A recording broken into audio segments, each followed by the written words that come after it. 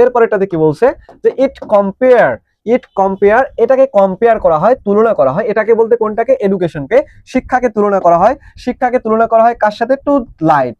শিক্ষাকে তুলনা করা হয় কার সাথে? তুলনা করা হয় শিক্ষাকে তুলনা করা হয় লাইটের সাথে, আলোর সাথে। তাহলে ইট কম্পেয়ার টু লাইট, এই শিক্ষাকে তুলনা করা হয় কার সাথে? আলোর সাথে। এখন বলো এই যে কম্পেয়ার ভার্বটা কোন টেন্সে আছে? অবভিয়াসলি প্রেজেন্ট ইনডিফিনিটে আছে, প্রেজেন্টে আছে।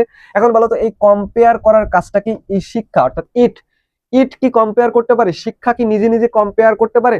শিক্ষা কি নিজে নিজে হচ্ছে কি শিক্ষা কি নিজে নিজে তুলনা করতে পারে, নাকি শিক্ষাকে তুলনা করা হয়? শিক্ষাকে তুলনা করা হয় কার সাথে? লাইটের সাথে, আলোর সাথে। তাহলে তুলনা করার কাজটা কি শিক্ষা করে নাকি আমরা করি?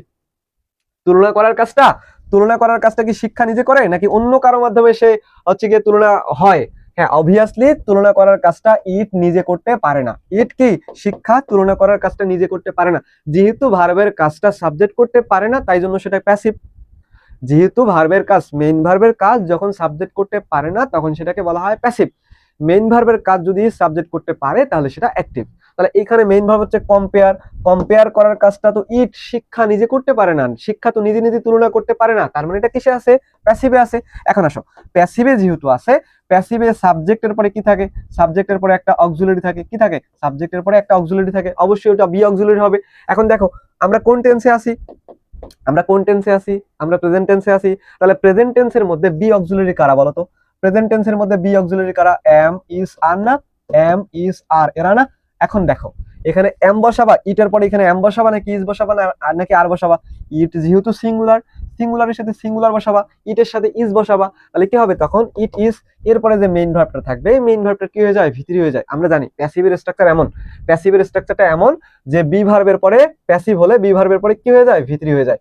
প্যাসিভ হলে বি ভার্বের পরে ভিতরি হয়ে যায়। তাহলে যেহেতু এই সেন্টেন্সটা প্যাসিভে আছে, প্যাসিভে থাকার কারণে আমরা কি ইটের পরে ইজ অক্সিলারি ইউজ করছি। ইজ অক্সিলারি ইউজ করার পরে আমাদেরকে কম্পেয়ার যে ভার্বটা সেটাকে কি করতে হবে? ভিতরি করতে হবে। তাহলে কম্পেয়ারের ভিতরি হচ্ছে কম্পেয়ার্ড, কম্পেয়ারের ভিতরি কি? কম্পেয়ার্ড। তাহলে দেখো পরেরটাতে আসো, তাহলে it is compare to light, এটাকে তুলনা করা হয় কিসের সাথে? তুলনা করা হয় এটাকে আলোর সাথে তুলনা করা হয়, আলোর সাথে তুলনা করা হয়। যেই আলো, হোয়াইস, যেই আলো কি করে? রিমুভ, দূর করে। কি দূর করে? দ্য ডার্কনেস, অন্ধকারকে দূর করে। কিসের অন্ধকার? Of ignorance. তাহলে ইগনোরেন্স মানে অজ্ঞতা বা নিরক্ষরতা বা মূর্খতা। তাহলে অজ্ঞতা, মূর্খতা বা নিরক্ষরতার যে অন্ধকার, সেই অন্ধকারকে রিমুভ করে, দূর করে। কি দূর করে? এই যে লাইট। কি দূর করে? শিক্ষার যে আলো, সেই শিক্ষার আলো দূর করে। তাহলে দেখো এখানে একটা রিলেটিভ প্রোনাউন দেয়া আছে, সেই রিলেটিভ প্রোনাউনটা হচ্ছে হোয়াইস। হোয়াইস আছে এখানে রিলেটিভ প্রোনাউন। তোমাদেরকে মনে রাখতে হবে রিলেটিভ প্রোনাউনের সামনের দিকে যা থাকে তাকে বলা হয় অ্যান্টিসিডেন্ট। রিলেটিভ প্রোনাউনের সামনে যা থাকে তাকে বলা হয় কি? অ্যান্টিসিডেন্ট। এই অ্যান্টিসিডেন্ট অনুযায়ী এর পরের যে ভার্বটা আছে এই ভার্বটাকে ঠিক করতে হবে। এটা সাবজেক্ট ভার্ব এগ্রিমেন্টের একটা রুলস।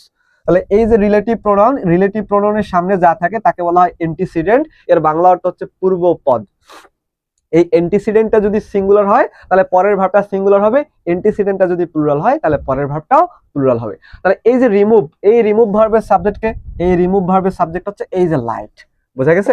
বলো তো বুঝছি কিনা? এই যে এখানে যে রিমুভ ভার্বটা আছে, এই রিমুভ ভার্বের সাবজেক্টকে, এই রিমুভ ভার্বের সাবজেক্ট হচ্ছে লাইট। তাহলে রিমুভ করার কাজটা, দূর করার কাজটা বলো তো লাইট আলো করতে পারে কিনা? দূর করার কাজটা, এই যে অজ্ঞতার যে অন্ধকার, ইগনোরেন্স অফ ডার্কনেস, অজ্ঞতার যে অন্ধকার, সেই অন্ধকারকে দূর করা, রিমুভ করার কাজটা কি লাইট করতে পারে নাকি পারে না? হ্যাঁ, অবশ্যই পারে। তাহলে যেহেতু পারতেছে তার মানে এটা অ্যাক্টিভ। এখন অ্যাক্টিভ সেন্টেন্স, ভালো কথা, আমরা কোন টেন্সে আছি? আমরা তো প্রেজেন্ট ইনডিফিনিট টেন্সে আছি। সাবজেক্ট কি? Light, third person singular number. Subject কি? Light, third person singular number. তো থার্ড পারসন সিঙ্গুলার নাম্বার হলে যেন কি করতে হয়? প্রেজেন্ট ইনডিফিনিট টেন্সে কি করতে হয়? ভার্বের সাথে এস বাই এস যুক্ত করতে হয়। তাহলে রিমুভ আছে, রিমুভের সাথে এস যুক্ত করতে হবে। তখন হয়ে যাবে কি? তখন হয়ে যাবে রিমুভস। তখন হয়ে যাবে কি? রিমুভস। আচ্ছা, এরপরের দিকে আসো। দেখো তো এখানে এন্ড আছে কিনা? হ্যাঁ, এন্ড আছে।